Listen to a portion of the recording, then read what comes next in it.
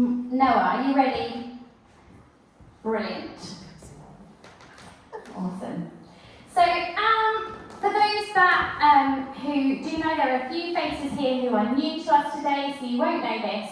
But since January, as a church, we have been kind of zooming in on this passage up here, Luke chapter 10, verse 39, where Mary is sitting at the feet of Jesus and she's intentionally listening to her friend.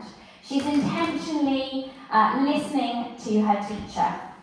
And we've talked about that intentionality, that choice that she had to listen to him, to slow down, to not get on with the busyness of everything that needed to happen, but choosing to slow. We've looked at that, choosing to pause. And last month, Harry did a brilliant job about talking to us about how our culture of busyness and rushing can have this huge impact upon our loving of God and our loving of others. And he shared really well about his slow journey to Bury and that kind of meandering amble that God kind of seemingly led him on as he realised that we have a God who delights in walking slowly with us. And it's a great message. If you haven't listened to it, I implore you to listen to it yourselves and check out what Harry brought, all based on this passage. Now, who was encouraged to slow? Who recognised God slowing them down? Hands up. Anybody, if you look back on your month, some of you. I looked back at the church chat and we got this one, this picture. I think it was the day after Hannah, wasn't it? The day after Hannah and Harry spoke this message, Hannah posted up in the church WhatsApp this picture of her sitting at some roadworks, a 15-minute delay. There's nothing quite like a slowing. It can be rather infuriating if you are anything like me. I do not like to slow because there's always stuff to get done. But there's always a purpose. And that's what I just said. There's always a purpose to the slowing. And often it's simply God wanting to spend time with us. We're so busy rushing around. And God just slows us. There's moments where we have to pause for 15 minutes because of roadworks. And if we tune in, God is whispering to us, come and spend time with me, come and have a chat. And if we afford him that time, he penetrates our thoughts with his love, with his grace, and his mercy. And I don't know about you, but I would like more of those things in my life in greater measure. So how am I going to get that? I'm going to respond to that call to slow. So last week, I chose to intentionally slow my day with 5 children, a dog, a church, home education, a house to clean, staff to manage. There is always a to-do list, which is far too long. And I'm never going to get to the bottom of it. Somebody will always want something somewhere. But I knew that. I recognised that for a moment, and I made an intentional decision to slow. And so what I did is I went to Anglesey Abbey for the day. Our children on a Thursday and a Friday this last kind of year have been going to a forest school over in Chippenham called Wildwood. And I thought, you know what, I could drop them off at Wildwood. And then instead of going home for a few hours, getting a few jobs done, I'll just continue where the road takes me, and then I'll pick them up on my way back. And I really love Anglesey Abbey, so that's what I did. I went on from Wildwood to Anglesey Abbey. Most of the time, I have to go there with kids, or with my dog, or with friends. But this time it was just me and Ido in the pram, and it was amazing. Okay, I got to casually walk around the grounds of Anglesey Abbey. I got to zigzag through the meadows there. I looked at the ornate gardens before a child dragged me in another direction and said, "Can we go to the park now?" I just got to look. I got to go through the woodlands, and there was this really lovely moment where I kind of turned around the corner, this kind of alley of trees that was planted, and the sun was gleaming through at the end, and there was a statue at this end, and it was just amazing. And then I headed back to pick up the children. I stopped off at the garden centre for a lunch, and it was brilliant.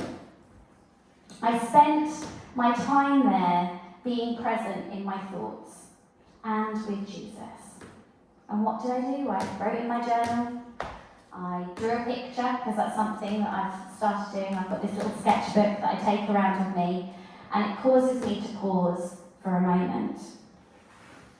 And I've been walking a while at Anglesey Abbey, and I'd been bombarding God with so many thoughts in my head. I'd got loads going on. I knew I couldn't think in this way when I had jobs to do, so that was part of the reason of me going and taking this time to slow. And I just was bombarding God with all these thoughts, all these things. And then it was just like an arrow that stuck in my head, just out of nowhere. It's like the voice of God, just kind of like this big speech bubble, jumped in my mind. And the Lord said, "What do you notice? What do you notice?" Now, this is actually a question that I ask our kids often. It's part of our home education approach. What do you notice? Now, this slide is going to come up quite a lot. You can look at it, you can look and think what you notice as I'm speaking. Why do I ask that question, what do you notice? Well, because it gives us this opportunity to look closer. It gives us this opportunity to investigate and begin to wonder, which really is the foundations of learning. So that's why we use it in home education. What do you notice? Look out the window today, what do you see? As you're walking around the park, what do you notice? And kids are really, really good at it. When you're looking in a storybook, when you're out on a walk, when you're looking at a globe together, they are so good at noticing stuff. But somewhere along the road, we as adults and teenagers, we lose that curiosity. And it's something we really need to. If we're going to learn and be disciples of Jesus, we need to foster curiosity in Him. We need to notice things. We need to ask this question, what do I notice?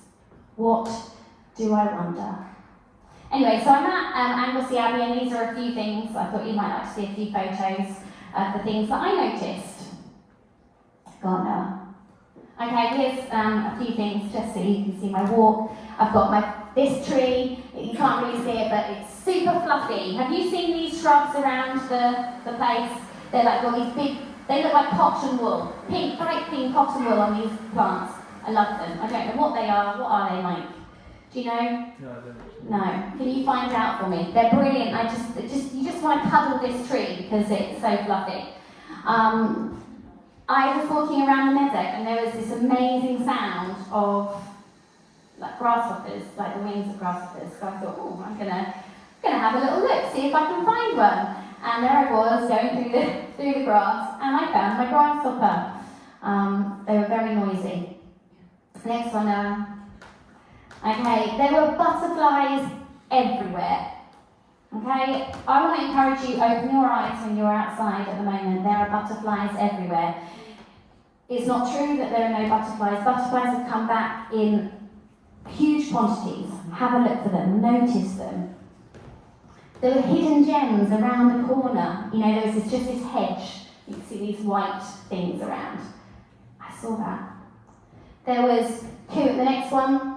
I'm going to roll through these quickly. You can't see in this one, but there's 2 cooing pigeons up in the tree. They were making such a racket. It was like they were having a conversation with each other. And then this other one is a lightning-struck tree. I've been to Anglesey Abbey so many times. I have read it. I'm going to talk about that in a minute. I have seen this tree numerous times, but I haven't read the plaque. Thought I'd read the plaque. That tree has been struck by lightning twice. It's not true when they say lightning never strikes twice. For this tree, it does. Okay? And that's the tree-lined alleyway that I was talking about, and some amazing bumblebees. Around every twist and turn, there was something of interest, something new, and something impactful. I felt like this little girl going on a walk with God, saying, "Hey, God, look at that ladybird! Hey, look at that bumblebee!" Now, at Small Expressions last week, now I know some of you had a barbecue, but some of you had this conversation. I sent a question out to your SMEX leaders that said, what do you notice about Jesus? What makes you wonder? What is something of interest? Something new? Something impactful? Now, has anyone got a one-word answer for that question that they want to share? You can shout it out now. What do you notice about Jesus? It's creation. Creation. Anybody else? Just shout them out. Love. Love is love. Great, because if you haven't noticed anything, from today onwards you're going to be having this question ringing in your minds and ringing in your hearts when you are walking about and you are reading this incredible book, and you're going to begin to notice. That's my aim and objective today for you, is to hear this question. What do you notice? Begin to foster curiosity about Jesus, about this person who came to this earth, God incarnate, who lived, who demonstrated what it was to follow and live in this place, to bring kingdom to earth, who gave up his life for each and every one of us. For our freedom, for his kingdom come on earth. I want you to notice that and notice new things. Don't just know the story that you've always been told. Begin to notice things of Jesus. Foster a curiosity in your heart and in your spirit that says, what is something of interest? What is something new? What is something impactful? Because we don't know it all. Anyway, so in this Bible, this is the one that I've got at the moment. I've got loads on my bookshelf, but I'm really liking this one. So Susie, thank you. It's got a proper cover on it. It works well for me. In the Bible, we get these 4 books, Matthew, Mark, Luke, and John. And we know them as the Gospels. Each book tells the story of Jesus from a different perspective. None of them are exactly the same. They share lots of the same stories, but they are not the same. At every page turn, there is something of interest, something new, and something impactful for each of us to glean. And we're all going to notice and wonder something different. It is the beauty and the mystery of the living Word of God. Now, last year, Mike and I read and reread the Gospels multiple times. It was as though God had us stuck in the life of Jesus. And today, as I've already said, I want to encourage you to spend some time looking and familiarising yourself with the life of Jesus. We've been talking about sitting at the feet of Jesus like Mary. That's what we've been talking about since January. Leaning into him and listening to him. But what does that actually mean? How do you actually start to do that? One of those ways is not just by going for a nice walk or sitting in a tree and expecting, just the voice of God to speak to you. But it's about picking up your Bible and giving the Gospels a go. Looking at the life of Jesus.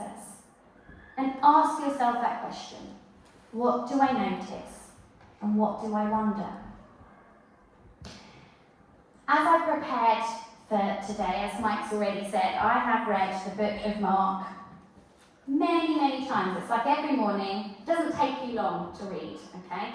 Because it's just lovely 16 chapters. And I've read it, and I've read it, and I've read it. It is the fast-paced, no time for rest before the next thing happens, person-centered story of Jesus. If you're not sure, if you're going to meet, okay, Lizi, you said, read the Gospels. If you're not sure even which one to start with the Gospel of Mark. It is this kind of no frills, no hidden meaning. It's not like the Gospel of John where it's kind of a bit cryptic. There's no hidden meaning. It's just straight to the point. It's this picture of our countercultural teacher, Jesus. We read about Jesus healing people and challenging the status quo. We read about his relationship with his disciples and the adventure that they go on together in partnership. We read about the Son of Man giving up his life in death and then loosing people from their chains. And then it ends with his resurrection, where he sends us out with the same power and authority to preach the gospel. It kind of is like this, people often say it's like this abbreviated version of the Jesus story, because it's just got so much in there. So read Mark. So I'm going to share with you a couple of things, or actually just mainly one thing that I noticed, and something that I wondered as I read.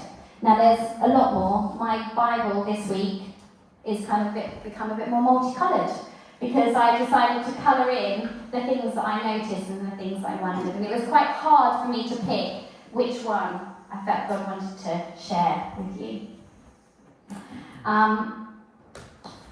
And the first very brief thing is the word immediately. Now, you only really get this if you read Mark from cover to cover in kind of one or two sittings. If you did it piece by piece, you wouldn't see this probably. It would be unlikely. But here we are, we have Mark, and there's this word immediately. It's one of the things that I first noticed in my first sitting. I was like, whoa, I haven't seen that, or I haven't wondered about that before. Mark is really fond of this Greek word, euthus. It appears 41 times in the Gospel of Mark, which is actually over 80% of its appearance in the whole of the New Testament. So, I mean, the balance, it's not very balanced. Like, Mark just uses this word immediately. Immediately this happened, immediately that happened, immediately Jesus did this, immediately Jesus went there, immediately this person said this. It's like, you read it this week, you will see it. But why? See, Mark has us racing through the public ministry of Jesus at such a pace. And that very energetic style of writing has us sitting up, leaning in, taking note of the life of Jesus. It's a bit, had me thinking, it's a bit like a parent at bedtime rushing through the pages of the storybook as quickly as possible. Now, parents out there, who's done that? You know? We sit there with our books and we kind of rush through the story. Switch off for a moment and you miss it. Mark's going at a pace, and if we switch off for a minute, we're going to miss the big storyline. But in this pace, in this almost like excitement that Mark has, he shows us that Jesus is on a mission. And this mission, when you read Mark's account, takes us from a place of fear to a place of faith. A place of bondage to a place of freedom. A place of death to a place of life. And that really is the mission of the Gospel of Mark. To take us quickly and say, come on, we've got to go from this place to this place quickly. Here to here quickly. There's no time. Don't linger in a place of fear. Don't linger in a place of bondage. Don't linger in a place of death. Quick, step into the place of life. Step into a place of freedom, because that's Jesus' mission for us. That's Jesus' agenda on earth through his ministry. So that was kind of like the first thing that I was thinking about. But there was a particular passage that I found myself in, and we can read this together. I don't know how big it is on there, Noah. The scripture one. Yeah, you're not going to be able to read it, are you? Some of you might. Can you see it? Okay, a little bit. So we're going to read this bit together. Now, when Jesus had crossed, by the way, I'm reading out of it's Mark chapter 5, verses 21. First one is Mark 5, verses 21 to 24, and then it continues in verses 35 to 42. Alright, so Mark 5, 21 to 24, and then 35 to 42. Alright, so now when Jesus had crossed over again by boat to the other side, a great multitude gathered to him, and he was by the sea. And behold, one of the rulers of the synagogue came, Jairus by name. And when he saw him, he fell at his feet and begged him earnestly, saying, "My little daughter lies at the point of death. Come and lay your hands on her, so that she may be healed, and she will live." And so Jesus went with him, and a great multitude followed him and thronged him. And then if you fast forward to verses 35 to 42. And in between, we have this miracle of the woman who's bleeding, and she touches Jesus' robe, and he turns around to her and he says, "Who's touched me?" And she's there frightened. She doesn't want to say it was her, but he goes and speaks healing and kindness over her. Anyway, so that's the bit in between. So we get to verse 35. And while he was still speaking, someone came, this is to the woman who he just healed. Some came from the ruler of the synagogue's house, who said, "Your daughter is dead. Why trouble the teacher any further?" As soon as Jesus heard the word that was spoken, he said to the ruler of the synagogue, "Do not be afraid, only believe." And he permitted no one to follow him except Peter, James, and John, the brother of James. John, the brother of James, sorry.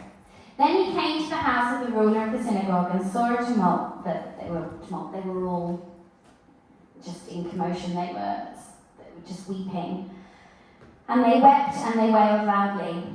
When he came in, he said to them, "Why make this commotion and weep? The child is not dead, but sleeping." And they ridiculed him. But when he had put them all outside, he took the father and mother of the child and those who were with him, and they entered where the child was lying. Then he took the child by the hand and said to her, "Talitha Kumi," which is translated, "Little girl, I say to you, arise." Immediately, there's that word again, the girl arose and walked, for she was 12 years of age. And they were overcome with a great amazement.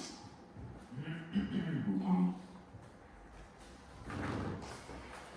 So as I said, this is one of the things that I was wondering that I want to share with you. We have this scenario where Jairus, his daughter, is dying. He is fearful that he's going to lose her. Put yourself in that position. How would you feel? Your daughter is so sick that she's gonna die.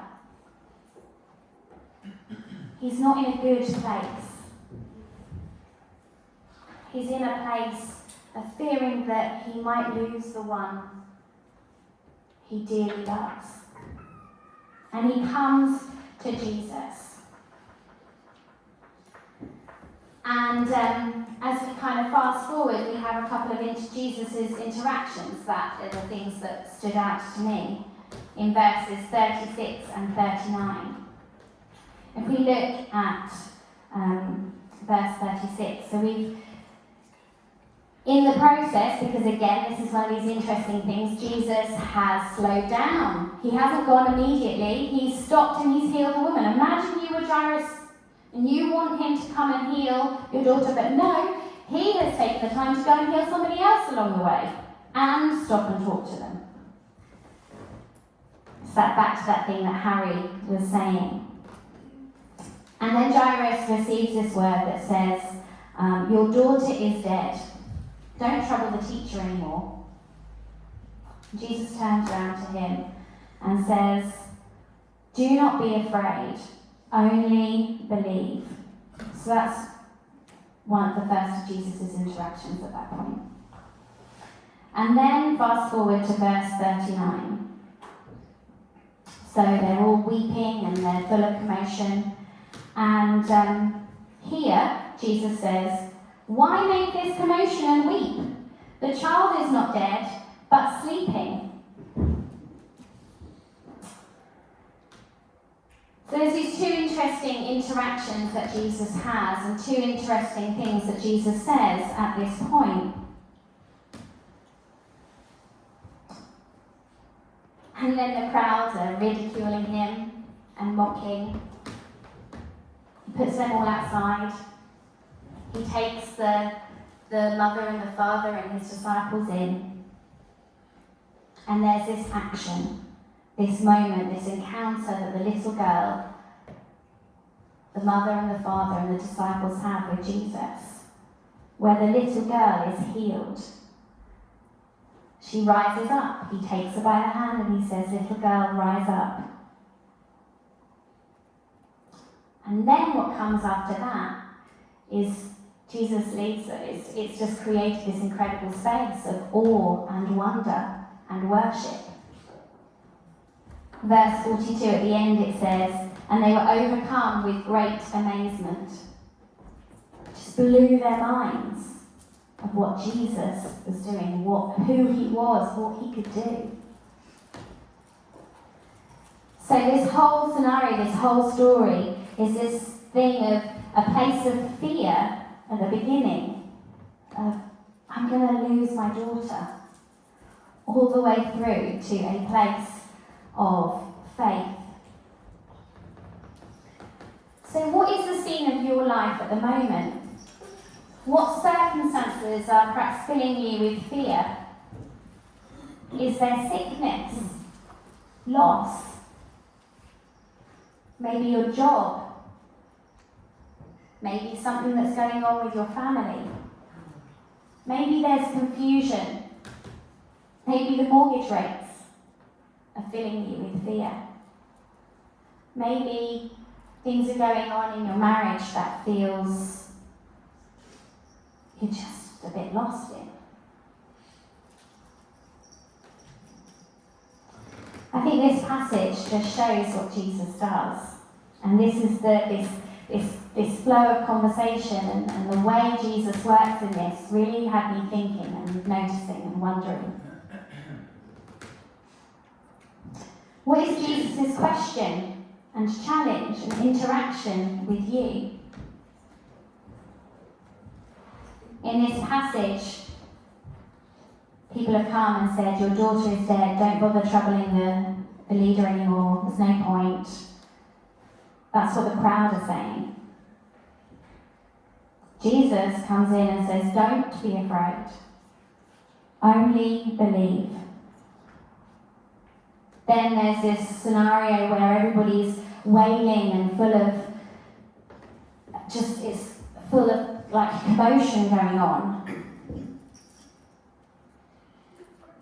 And Jesus comes and says, why? Come and look at it from my point of view, she's just sleeping. So what is Jesus' question or challenge or interaction with you in this situation of fear that you're in? Is he reminding you? Is he saying, be reminded, who is there like me? Who is there like God? Is he speaking prophetically to you? Does he want to say, I know the plans I have for you, declares the Lord? That was a prophetic word to the people of Israel? Is he prophetically speaking to you? What's his interaction with you? Is he drawing your attention to the things that matter to him? Is he saying something like, do I not care for the little ones? Do you not realise that? Come and see the things that I'm bothered by. Don't listen to the crowd. Is he challenging your thinking? Maybe you're hearing something like, are not my ways higher than yours? Don't put me in a box.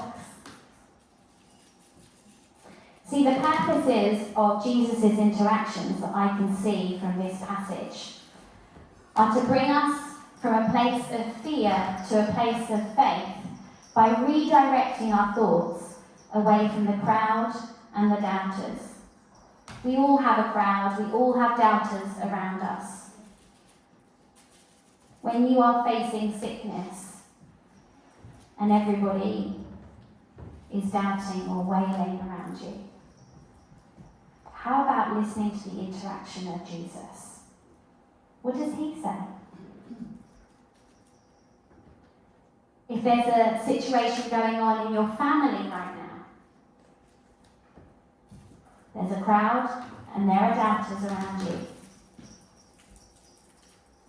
But how about listening to the interaction of Jesus? What does Jesus say? And as we follow him in this, and this is, we don't actually read here that Jairus goes, oh, I'm going to stop with the crowd. Yeah, you're so right. I'm going to stay here. Yeah, teacher, don't worry about it. Jesus, don't worry about it. And bursts into tears. He doesn't do that. He follows Jesus. Jesus takes him into the house. They follow with him. And get ready, because this then paves the way for Jesus to do the miracle, for the power of heaven to touch earth. Lifting our heads from gazing at ourselves or gazing and listening to the voices around us or other people's opinions opens us up for Jesus encounters. And that ties in amazingly with Susie's words to us this morning. Lifting our eyes despite our circumstances, seeing Jesus. And why? Why does Jesus do this? Why does he cause us to think differently? Why does he interact with us? Why does he have this conversation with us? Why does he ask us these difficult conversations? Why does he call us to follow him and rather than just doing it? Well, because it leads us to this incredible place. If you read the end there, they were overcome with great amazement. It leads us to a place of worship and amazement of what he can do, not what I can do. And that's had me wondering, that's had me noticing this week. I just want to share with you, because I think it's really powerful when we do, how this has often worked out in our life, or how, as I pondered, I can see Jesus doing a similar thing. And then I'll be done. So I want to share with you our personal testimony. It's kind of like our business life, as it were. Now, Mike and I, we lead this church part-time. Neither of us are full-time. And so we have a business as well. Mike's a garden designer and he works really hard at that, and we kind of juggle the two. And so we rely in the natural upon not just the wage that we kindly receive from the church for what we do, but from our business to help us live and to pay our bills. Now, for those who have journeyed with us for a long time, know this story. But time and time again, it is difficult. Okay? It's hard. there doesn't seem to be the work. Mike will come in, I know when it's happening, I know when there isn't work on, because Mike's thoughts is just somewhere else, it's just difficult. And I tend to be asked the question, so how's the business going? What's happening with the business? Are we going to get paid this month? How will we pay our tax bill when all of a sudden HMRC say we're going to have this tax bill? And that gets me to this point in the natural where I freeze and I can fear in the moment.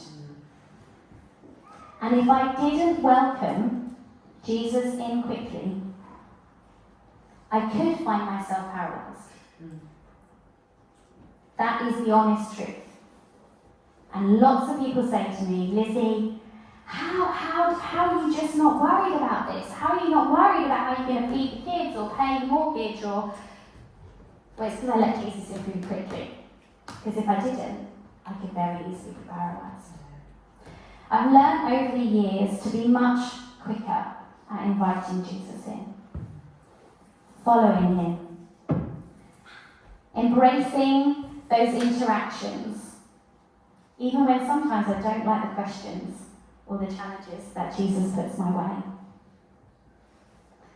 And when I do that, when I pick up my Bible and I begin to notice truths, when I spend time in prayer and I listen to the questions that Jesus is bringing me, he always brings us back to this prophetic word that Mike received in Empower. And it was a bit of a strange one. He was, how old were you did Empower, 21? Yeah, 22. 21. We were going to get married that year, and there was a prophetic word that Mike received that said this, very simply. He's got it in his book. We have it on our bookshelf. I will financially look after you and your children. Simple. Full stop. Right? Very simple. Now, as a 21-year-old about to get married, you're not really thinking about the fact that we might have 5 kids. That wasn't necessarily the plan. Or leading a church or dropping business. We didn't understand the significance of that prophetic word. And when I invite Jesus back in, when I listen to the interactions that Jesus wants to have with me in those moments of fear, in that place of fear, have I not said, says Jesus? Don't you remember, says Jesus? Do not be afraid, only believe. Why all this commotion and weep? Don't worry about your finances, I've got it sorted. Taking my eyes off the scenario and onto Jesus makes way for the miracle. And it miraculously leaves us again in a place of wonder and amazement. Because it works out. Not always how we think, but in the way that Jesus wants to do it. So, that is just kind of one thing that I've noticed about Jesus this week. And I hope that has encouraged you. It's led me to a place of wondering again and learning. So what do you notice? I really do encourage you to get a coffee this week, to pick up this good book and sit a while with Jesus and ask yourself. Take a little bit of kind of advice from children, or example from children in their curiosity. Look at it, read it. What do I notice? What do I wonder? Notice something of interest, something new, and something impactful. And I know you're going to be blessed. And I know you're going to step from a place of fear into a place of faith. because that's what Jesus does. And if you read the book of Mark, he does it time and time and time and time and time again. So, bless you, church. Just to go back to this, that lovely square thing. I'm going to leave it up there. That one. What do you notice? What do you wonder? I intentionally put that up there because it's a maths thing that, as children, you often see this picture. There's loads of things. If I asked you all, what do you notice? What do you wonder? We could all come up with something different with these 5 dice. There isn't just one answer. I'm not looking for the, oh my goodness, in the middle there isn't one with 5 dots, there's one with 4. Okay? That's the one answer. Which in the context of church is Jesus loves you. Okay? We're not after that. I'm not after that. And I don't think in our relationship with God, as disciples of God, he just wants us all to land on, Jesus loves me. Yeah. There is so much more because we are a broad, varied, incredible people. So you're all going to notice things like, oh look, there is 2 sets of white dice, 2 sets of blue dice, but only 1 set of red dice. Oh, you might work out that every one apart from 1 adds up to 25. Or you might wonder, oh, is this supposed to be look like an X? Loads of things, they're just some examples. If you want to challenge yourself, Google that picture out of interest and write down some things that other people have noticed and things that you notice. You can carry on the game at home. But the point is,